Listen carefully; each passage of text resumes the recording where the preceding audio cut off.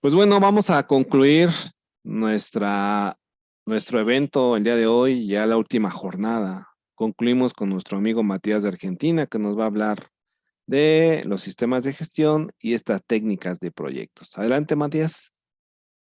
Buenas tardes, gracias Edgar por la invitación. Mi nombre es Matías Berger, soy consultor en sistemas de gestión de calidad. Hoy vamos a charlar de Project Management versus Project Management for Results en sistemas de gestión de calidad.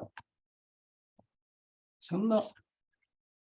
Bien, mi nombre es Matías Berger, trabajo como consultor en empresas industriales y de servicios, en calidad y sistemas de gestión de calidad, en investigación, innovación y desarrollo, en implementación y mejora de procesos, y en aspectos de marketing y comercialización de productos altamente regulados. Hoy vamos a definir qué es un proyecto, cuáles son sus distintas etapas y restricciones, y vamos a describir dos de las posibles metodologías de gestión. ¿Cuál es nuestro objetivo? Mostrar distintos aspectos de la integración de estándares en un único sistema de gestión. Definimos qué es un proyecto. Un proyecto es un esfuerzo temporal emprendido para crear un producto, servicio o resultado único. Y con esto en mente, empezamos. ¿Para qué utilizamos una metodología? La idea es que una metodología tiene reglas claras para desarrollar proyectos. Y vamos a discutir cuáles son las etapas de un proyecto. Tenemos la iniciación, donde decidimos iniciar un proyecto. Para este caso en particular es una implementación. Acá solo tenemos la idea de iniciar una implementación o lograr una certificación en tal norma. No le pusimos recursos, no planificamos, no sabemos cuánto va a salir, nada. Estamos en la primera etapa. En la segunda etapa, en la etapa de planificación, ahí sí vamos a empezar a presupuestar, establecer prioridades, diagramas, hacer todo el andamiaje de la estructura de planificación, ¿sí? Nosotros tenemos que salir de esta etapa con un plan de acción bien claro, bien definido. Después vamos a hacer la ejecución, la cocina de lo que queremos hacer, y finalmente el cierre, donde no solo entregamos el certificado, sino que lo que hacemos es entender qué es lo que aprendimos, o sea, las famosas lecciones aprendidas, y vamos a hacer un cierre de todo el proceso de implementación. Y finalmente, y si tuviera mayúsculas más grandes, un rojo más rojo, y lo pudiera poner titilante, la estructura de seguimiento y control, fundamental sobre todo el proceso. No la necesito en la iniciación, porque en ese momento defino cuál es el resultado que quiero. Pero planificación, ejecución y gran parte del cierre necesitan estructuras de seguimiento y control.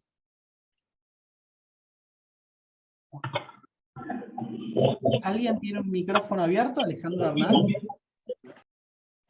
¿Cuáles son las restricciones básicas de un proyecto? Las tradicionales son tiempo, costo y alcance. Si yo definí inicialmente un proyecto con determinadas características y después lo quiero más rápido, necesariamente va a tener o mayor costo o un alcance más reducido. La idea de este triángulo es que estos factores, que son los clásicos en gestión de proyectos, es muy importante tenerlos en cuenta, porque no vale, ¿lo podemos hacer más barato? Sí, probablemente lo podamos hacer más barato, en más tiempo o con un alcance reducido. ¿Podemos ampliar el alcance? Sí, más tiempo o más costo, o ambas. ¿Podemos hacerlo en menor tiempo? Sí, claro, lo podemos hacer en menor tiempo. Reducimos el alcance o ampliamos el costo. Acá no hay magia. Esto no es elástico. Es casi inelástico. Si este triángulo se puede volver bastante elástico, significa que la definición inicial del proyecto estuvo mal realizada. Ahora, estas son las clásicas, las básicas. Cuando avanzó el tiempo se empezaron a definir algunas otras, que son al alcance, al tiempo y al costo le agregamos el riesgo, la calidad y la satisfacción del cliente, ¿sí? De vuelta, en la misma estructura. ¿Quiero que el cliente esté más satisfecho? Bueno, voy a tener que alterar la medida de las otras unidades, ¿sí? O va a salir más caro, o va a verse reducido en calidad, o va a llevar más tiempo, o el alcance tiene que ser distinto, o va a ser más riesgoso.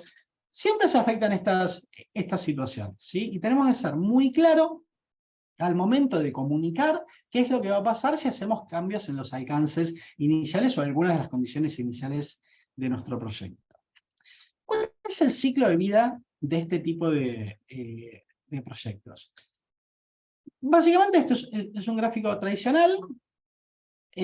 Al inicio tenemos estas 4 etapas más la de control, donde tenemos un inicio, una preparación y organización, esta etapa de planificación, y el grueso del esfuerzo y las horas hombre van a estar, y los recursos van a estar en la ejecución del trabajo. Tradicionalmente veo que al momento de implementar, cierra en la ejecución del trabajo. El proyecto se cierra en la ejecución del trabajo, que es cuando están estos entregables aceptados. Ahora, ¿qué pasa si yo no me tomo el tiempo para documentar las lecciones aprendidas? Bueno, es probable que al momento de querer hacer una recertificación o con la evolución del sistema me falten datos iniciales. Y estos datos iniciales normalmente no están cuando el equipo semilla permanece, pero a medida que pasa el tiempo y la gente va cambiando, bueno, todo ese conocimiento se pierde. Y muchas veces caemos en que cuando evaluamos por qué hacemos determinadas cosas, termina siendo porque siempre se hizo así y no están las lecciones aprendidas del proyecto original. A lo mejor ese siempre se hizo así, tiene un buen motivo, a lo mejor no. Bueno, probablemente hubo un cambio tecnológico que haga que algo que se hizo de un determinado modo y que se arrastra ahora, quizás ya no es necesario. Quizás esa planilla que antes tenía impresa ya la hago ahora directamente, la cargo en un sistema digital que garantiza la inalterabilidad, entonces ya no es necesario imprimir esa planilla en físico y firmar esa planilla en físico. Quizás ahora puedo firmarlo en digital y hago un proceso más eficiente. Esto nos contaba Edgar antes, esta empresa con la que estaba trabajando, que de un lado de la frontera trabaja de un determinado modo, y cuando vos vas a empresas del otro lado de la frontera, trabajan de modo mucho más automático. Ahora veamos cuál es la influencia de las partes interesadas. Y esto también es muy importante tenerla en cuenta, porque al momento, en función del avance del ciclo de vida del producto, del proyecto, la influencia de las partes interesadas va disminuyendo. Entonces, inicialmente son muy influyentes. Y estos pequeños cambios que van pidiendo introducir, bueno, quizás tengan sentido, los costos son relativamente bajos, se puede hacer. Pero si al momento que avanza el proyecto se siguen haciendo cambios y estos cambios son significativos, los costos se disparan muy rápido, ¿sí? Por eso es tan importante que la definición del proyecto y el alcance del proyecto esté bien definido. ¿Y cómo vamos a definir ese alcance del producto? Tenemos que tener objetivos. Y esos objetivos, el mejor modo de definirlos, por lo menos el mejor que conozco, son estos objetivos que llamamos SMART.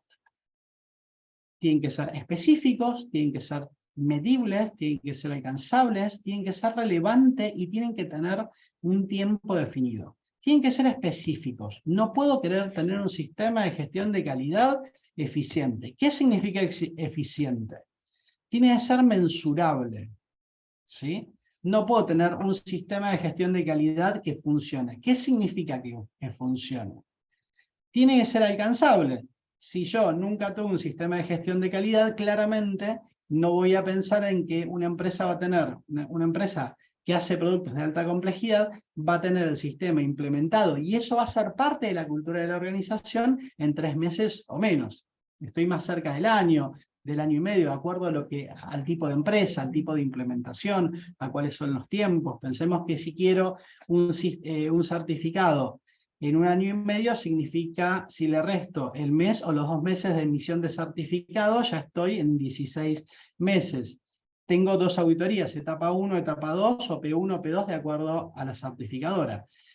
Y eso significa que si esas auditorías van a estar espaciadas por 2 o 3 meses, hay certificadoras que piden mínimo 1 mes ¿cómo se llama?, de separación entre auditorías. Entonces, si pienso que el máximo son 3, ya estoy en 16, estoy en 13 meses. Y estos 13 meses, para armar un sistema de gestión, implementarlo y revisarlo, bueno, no es un plazo muy alto, es un plazo bastante razonable. De vuelta, ¿lo quiero en menos tiempo? Lo puedo tener en menos tiempo. Hay límites a ese menos tiempo. Veo implementaciones en 3 meses. Bueno, en realidad de esa implementación no me interesa la auditoría inicial, sino me interesa ver cómo va al año o cómo va el año y medio. Una buena implementación permanece mucho tiempo después de que el consultor o el implementador ya no es parte de la organización, ya se pudo mantener.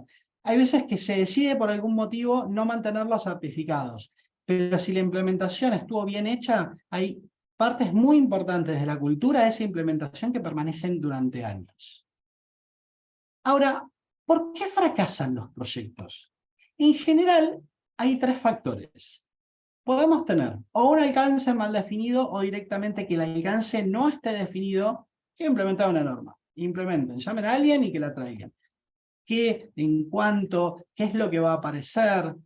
Vamos a implementar todo el alcance de las actividades que hace la empresa. Vamos a hacer algunas, vamos a hacer todas, cuáles, por qué sí, por qué no. Aunque no necesito documentar en el alcance qué partes no voy a hacer o qué unidades de negocio, por ejemplo, no voy a documentar, es muy importante que tengamos claro por qué y que eso, aunque no sea parte de la auditoría o del sistema de gestión, esté en las bases de la definición del proyecto. Presupuestos, problemas presupuestarios, sean de dinero o sean de recursos. A veces es fácil decir, bueno, va a salir tanto dinero, necesitamos tanto dinero, se negocia y se consiguen, pero después me faltan las horas hombres del personal dentro de la empresa. Personalmente trato de no escribir los procedimientos que van a ser auditados, sino que prefiero que los escriban con cierto grado de guía las personas que van a defender esos procesos o que quien trabaja en el día a día. Por 2 cosas. Primero, porque seguro sabe más que yo de ese proceso. Y después, porque si la persona escribió ese procedimiento o el área escribió ese procedimiento, bueno, su procedimiento va a ser mucho más fácil que lo defiendan, que lo hagan carne, que sea parte de la cultura organizacional. Después, venimos y soldamos o amolamos lo que haga falta. Y finalmente, cronogramas mal definidos o no definidos o desvíos sobre ese cronograma. ¿Qué significa esto? Bueno, la implementación va a llevar tanto tiempo. ¿Esa implementación de tanto tiempo incluye los tiempos de auditoría o hasta la emisión del certificado? ¿O el proyecto cierra con la emisión, se arma con un tiempo definido hasta la emisión del certificado? ¿Qué es lo que se pide? Es muy importante que estas 3 cosas estén definidas. Vamos a ver 2 metodologías. La primera, que se basa en el PMBOK, que es la guía desarrollada por el Project Management Institute para la gestión de los proyectos. Acá hablamos de un cuerpo de conocimientos del estándar, ¿sí? No es gratuito, ¿sí? Estos libros se compran, y es donde está todo este cuerpo de conocimiento que es la base de la certificación Project Management Professional, que es la persona que tiene la certificación que dice que sabe y entiende cómo desarrollar esta metodología. Por otro lado, hay otra metodología que se llama Project Management for Results, que esta metodología fue desarrollada por el BID para pequeñas organizaciones u organizaciones sociales.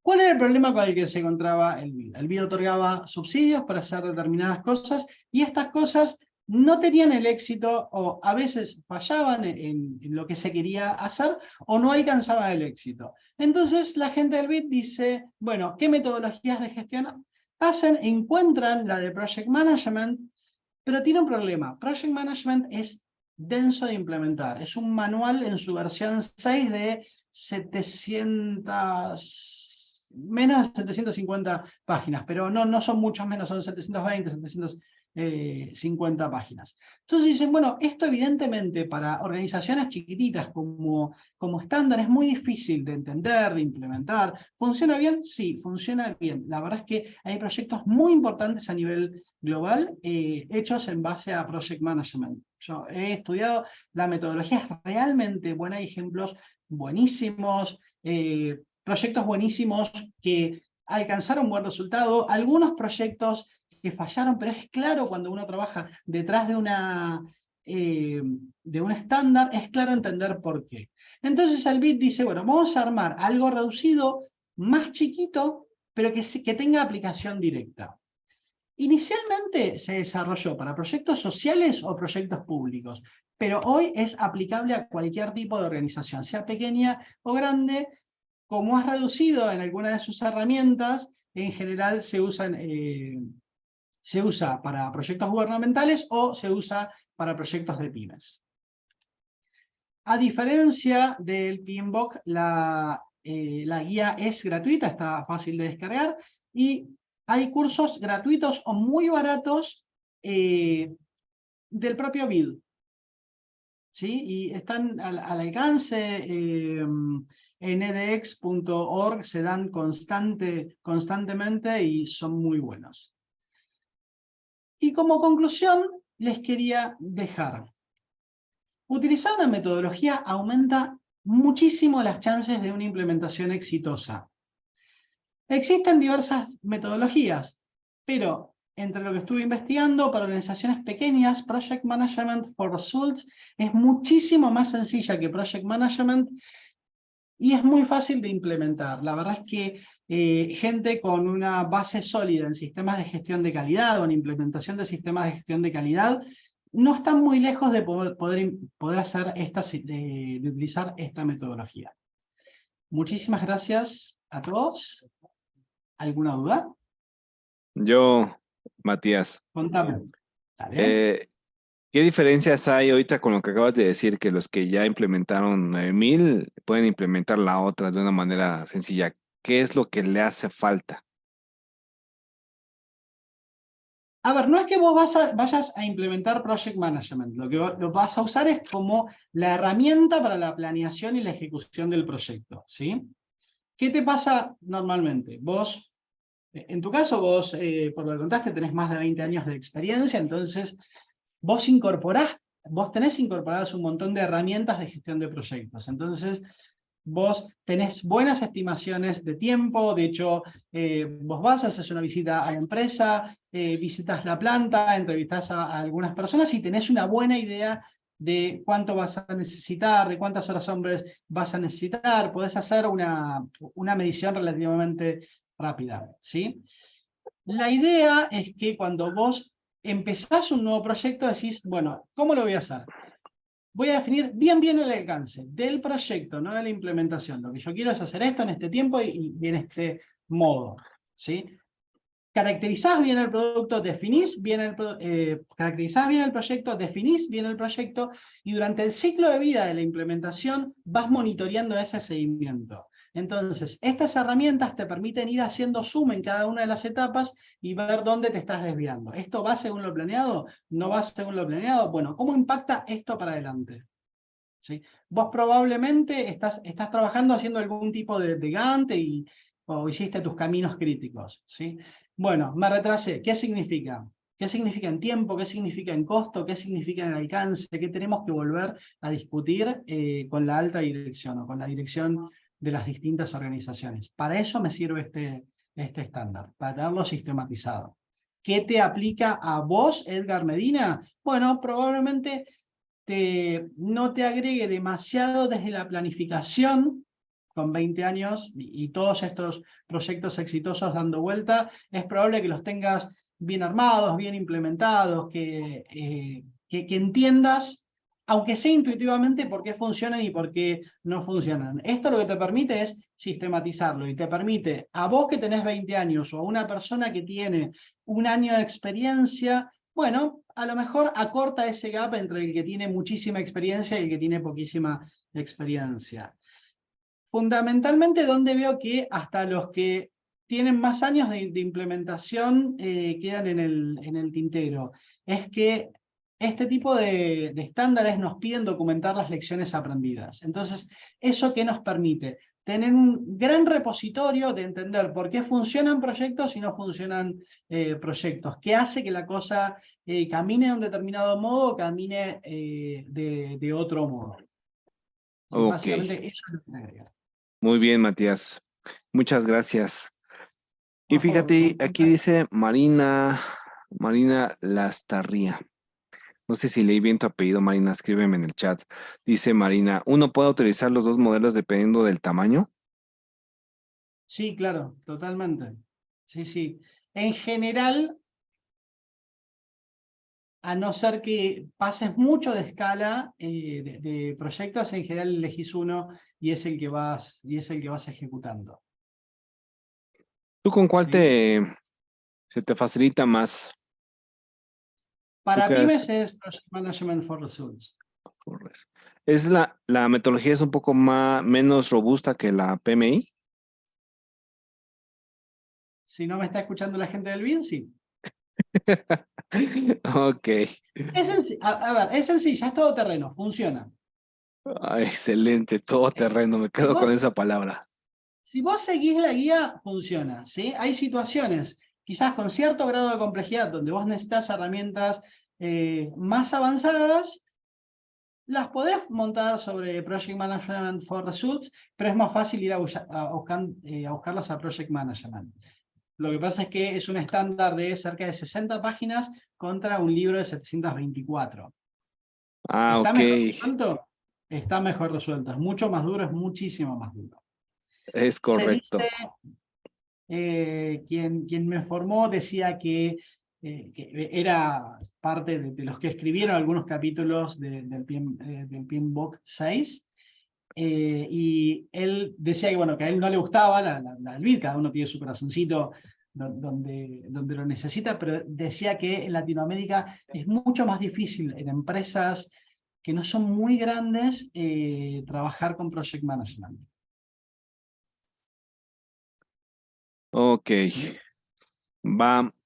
Algo más, pues, Matías, ya para concluir tu tema, o dudas, Dale. damas y caballeros, ¿dónde te podemos localizar? Bien. Fíjate, voy a llevarme Gracias. esa norma para leerla. Dale. El chirris, el pequeño. Bien.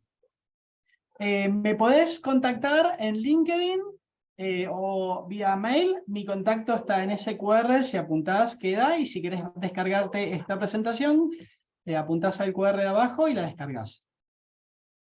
Listo, Matías, pues muchas gracias. ¿Sabes qué Por estaba yo favor. pensando, Matías? Voy a abrir unos Contame. podcasts y te voy a invitar. Híjole, este Alejandro anda en la carretera. Entonces, igual, les aviso, tengo otra iniciativa de que es hacer unos podcasts y donde van a hablar todos los que quieran hablar, de lo que necesiten hablar. La finalidad es que, pues igual, generemos ideas de una manera altruista para toda Latinoamérica. Muchas gracias, Matías.